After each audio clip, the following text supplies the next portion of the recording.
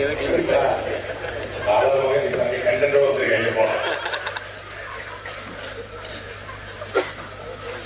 தேர்தல்களத்தில் வீட்டிருக்கிற வீட்டு அனைவருக்கும் அன்பு வணக்கம்.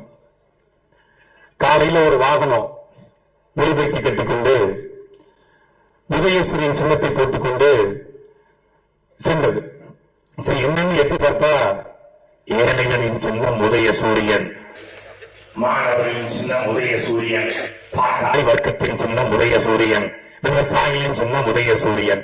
சரி, பாட்டாளி சின்னம், விவசாயி சின்னம், மாணவன் சின்னம் ஓகே.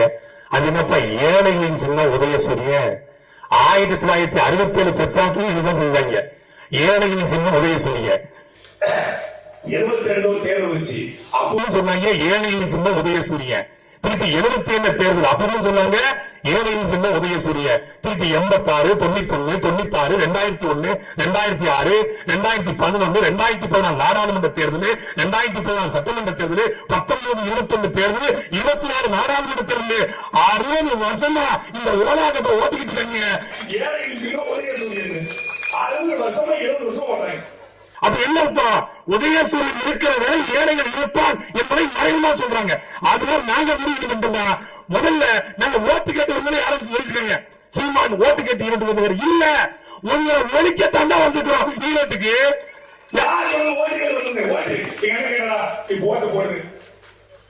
ஓட்டு கேட்டது 2 நிமிஷம், மீதி 40 நிமிஷம் வச்சு செஞ்சுட்டு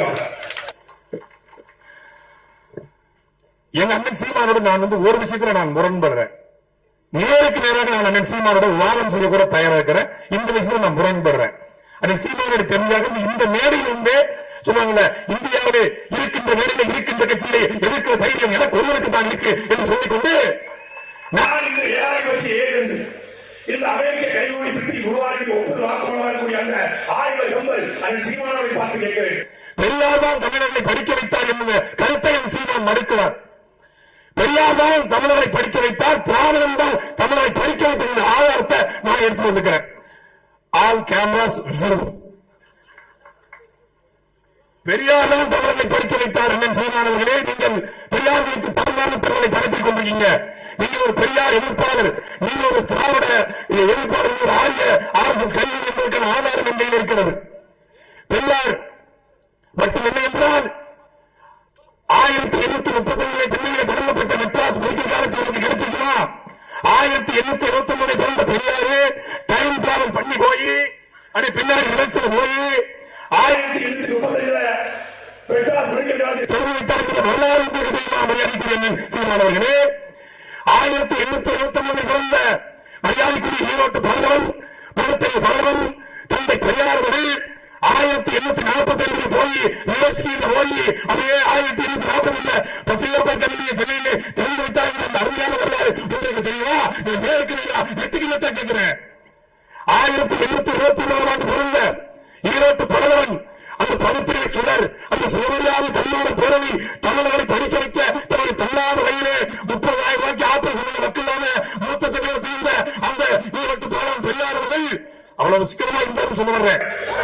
அவர் 1862 கோயம்புத்தூர் பிறந்தார் என்கிற வரலாறு மரியாதைக்குரிய உங்களுக்கு தெரியுமா? அதே போல 1879 ஆண்டு ஈரோட்டிலே வெங்கட்டர் என்று பிறந்த ஐயா ராமசாமி அவர்கள் ஈழர் அவர்கள் பெரியார் அவர்கள் 1844 திருச்சியிலே திறக்கப்பட்ட ஜோசப் கல்லூரியை திறந்து வைத்தார், தமிழர்களை படிக்க வைத்தார் என்கிற அந்த அருமையான வரலாறு உங்களுக்கு தெரியுமா? அதே போல 1880 பாளையம் ரோட்டிலே திறக்கப்பட்ட தூய சிறையில் என்ற சேவைய பள்ளிக்கூடத்தை திறந்து வைத்து பாளையம் இருக்கிற நாடாரையும் தேவரையும் கோடாரையும் செட்டியும் முதலையும் பெருமாளையும் படிக்க வைத்தார் எங்க ஐயா பெரியார் அவையும் உங்களுக்கு தெரியாத போதில்லை. காரணம் என்ன? அமெரிக்க ஏகாதிபத்தியம், ரஷ்ய உளவாளிகள். 1829 ஆண்டு பிறந்த குரலாக இருந்த பெரியார் அதே ஆண்டிலே அதே 1821 திறக்கப்பட்ட திருநெல்வேலி இந்து காலையில் எம்பிக்கு அழைக்கப்படுகிற இந்து கல்லூரியை கை குழந்தை இருக்கும்போது இங்கு குழந்தை திறந்து வைத்தார்கள். அந்த வரலாறு இங்க ஏன் நடக்கிறீர்கள்? திட்டமிட்டு நடக்கிறீங்க. அதே போல 1912 திருநெல்வேலியை திறக்கப்பட்ட யுனிவர்சஸ் கான்வென்ட்டை திறக்க வைத்து பாளையங்கள் முதல் பெண்கள் மேல்நிலைப்பள்ளியை திறந்து பெண்களையும் படிக்க வைத்த புலவரை பொறுக்குமா அடுக்குமா? அதே போல ஆண்களுக்கு மட்டுமா எத்தனை புலவர்களை உருவாக்கியவர் பெரியார், எத்தனை பெண்பால் புலவரை உருவாக்கியவர் பெரியார். எனக்குரிய மக்களே, 1870 பிறந்த பெரியார் எத்தனை பெண்பால் புலவரை உருவாக்கினாரு பாருங்க. 2000 வருஷத்துக்கு முன்னாடி டைம் டிராவல் பண்ணி போய் எங்கள் பெரியார் அஞ்சி அட்டை மகள் நாகையார், அடிநாடு முண்டியார், அன்னூர் நன்மையார், ஆதி மந்தியார், ஊர்வித்தை, ஒக்கூர் மாசாத்தியார், ஓரி பிச்சையார், ஔவையார், கட்சிப்பேட்டு நன்னாகையார், கலாக்கீரன் ஏற்றியார், காக்கை பாடியார், காமக்கணிப்ப பசலையார், கேள்வி சீமானவர்களே, மரியாதைக்குரிய அண்ணனே, குரமகன் குறியெண்ணி, தாயன் கண்ணியார், நல்வெள்ளியார், நமக்கு சிரிப்பு சிரிக்கும் உமாயிலே இஸ்லாமிய விரோதியே, வாய் மகளிர் பூங்குழி திரையார், இங்கே போட்டி போடுகிற சித்தா சிவாஜி பெரியார் எப்படி படிக்க பெண்களை பெரியார் பெருங்கோவ பெண்டு பெருங்கோவி மகள் நக்கல்லையார், பேருமகன் இளவெளி, பொருந்தில் பொன்னான் கண்ணியார், பொன் முடியார், போன்மை பசலியார், மதுரை ஓலக்கடையத்தார் நல் எல்லையார், மார்பிட்டியார், மானவோட்டு நப்பசலையார், முகத்தாம கண்ணியார், முன்னீர் பூதியார், வெள்ளி குயத்தியார், வெள்ளி வீதியார், வெறிவாடிய காம கண்ணியார் என்கிற 60க்கும் மேற்பட்ட பெண்பார் பிள்ளைகளை 2000 வருஷத்துக்கு முன்னாடியே போய் டைம்லாவில் பண்ணி படிக்க வச்சு, அது மட்டுமா எங்களுடைய திருவள்ளுவர் இருக்கிறாரே, அவர் ஒரு முறை படித்தான். திருக்குறளை எழுதி கொண்டுள்ளார். திருக்குறளை எழுதி கொண்டிருக்கிறது அவருடைய எழுத்தாணி உடைந்துவிட்டது. பதறினார், துடித்தார், அழுதார், புறப்பட்டார். அன்றைக்கு அம்பாசு காரை எடுத்துக்கொண்டு 2000 ஆண்டுகளுக்கு முன்பே வந்ததற்கு அந்த எழுத்தாணை எடுத்துக் கொடுத்து தொட்டு வைத்தவரும் அதற்கு மாந்தருக்கு கட்டளை தூவி மதில் அளித்தார். அறிவுன்னு போடல, அதுல அறிவுன்னு போடுங்க வள்ளுவர், அது அறிவுன்னு போடுங்க அப்படி சொல்லிக் கொடுத்தது யாரு? எங்களுடைய ஈழத்து பிரதமன் தந்தை பெரியார், தமிழரை தன்னாரத்தை முழக்கு பெரியார். இது மட்டுமா? இது மட்டுமா? இது மட்டுமா? தொல்காப்பியரை, அகநானூறு, புறநானூறு தந்தவர்களை, சிவக சிந்தாமணி, மலையாவதி, ஒன்பதேசம் உண்மைகளை தந்தவர்களை, எத்தனையான புலவர்களை உருவாக்கியவர் ஈரோட்டு பிரதமன் பெரியார் என்று எவனால் சொன்னா இந்த செருப்பை எடுத்து அவன் அடி அடி பிராவியலா. எவ்வளவு கேப்ப ஓட்டிருக்காங்க பாருங்க, எவ்வளவு வண்டி ஓட்டிருக்காங்க, எவ்வளவு அளவு ஓட்டிருக்காங்க பாருங்க.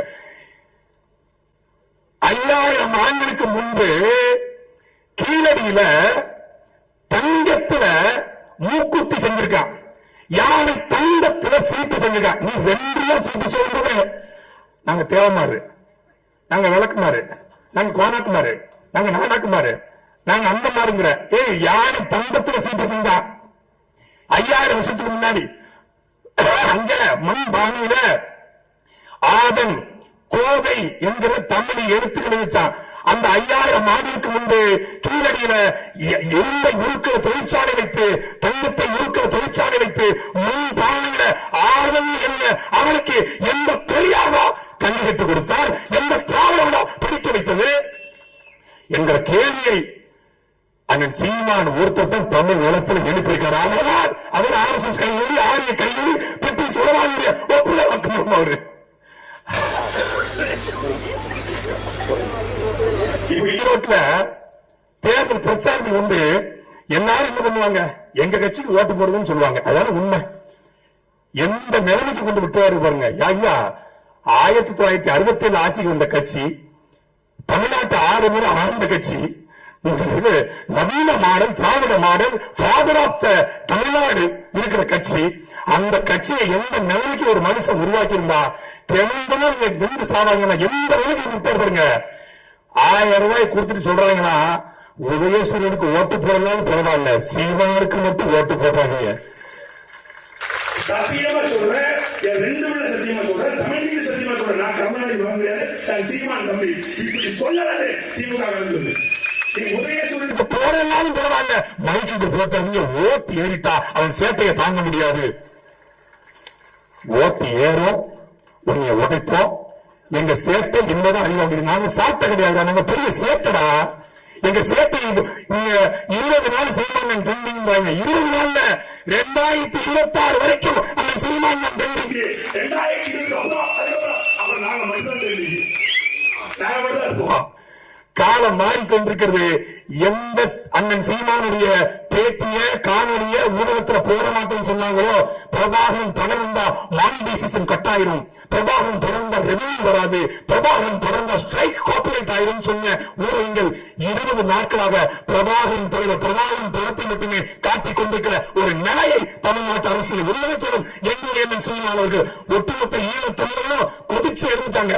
உண்மையில சொல்லுங்க, சீமானனுக்கு உலகத் தமிழர்கள் ஆதரவு இருக்கா இல்லையா, ஈழத்தமிழர்கள் மீது பட்டு வச்சிருக்காங்களா இல்லையா அப்படின்னு டெஸ்ட் பண்றதுக்காக அண்ணன் சீமானுடைய பிடிமா இருக்கக்கூடிய திமுக சீமானுக்கு மறைமுக வேலை பார்த்திருக்கு.